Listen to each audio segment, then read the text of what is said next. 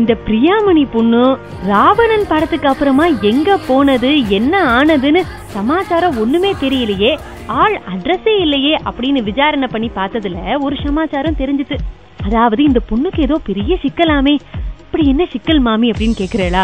அதான் celebrity cricket league அப்படின்னு ஒண்ணு நடந்துட்டோன்னோ, அதுல பிராண்ட் அம்பாசிடர்ஸ்ல ஒரு அம்பாசிடரா இந்த பொண்ணு இருந்துட்டே பிரியாமணி.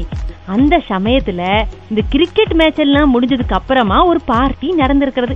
அந்த பார்ட்டியில ஹிந்தி நடிகர் சச்சின் ஜோஷியோட பிரியாமணி நின்னு பேசிட்டு இருந்திருக்கிறது. ஆனா பார்த்தவா என்ன சொல்லிட்டா தெரியுமோ, பிரியாமணிய சச்சின் ஜோஷி டீஸ் பண்ணிவிட்டார், அதனால இவா 2 பேருக்குள்ள தகராறு ஆயிடுத்து அப்படின்னு சொல்லி ஒரு வதந்தியை கிளப்பி விட்டுட்டா. இது உண்மையா இல்லையா அப்படிங்கறத உரிய வாழ்க்கையே கேட்டு தெரிஞ்சுக்கணுமோனோ, அதுதானே நியாயமான விஷயம். அது என்னன்னு அந்த பொண்ணுகிட்ட கேட்டப்போ அந்த பொண்ணு என்ன சொல்லிட்டு தெரியுமோ, நாங்க 2 பேரும் சும்மா ஃப்ரெண்ட்லியா கைய கால ஆட்டி பேசப்படாதா சொல்லுங்கோ, இதுதான் மாமி உலகம் அப்படின்னு சொன்னது.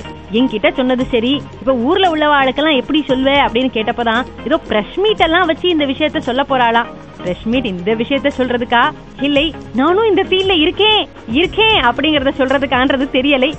எது எப்படியோ இந்த மீட்டுக்கு அப்புறமா அந்த பொண்ணுக்கு நிறைய ஆஃபர்ஸ் எல்லாம் கிடைச்சதுன்னா நல்ல சமாச்சாரம்.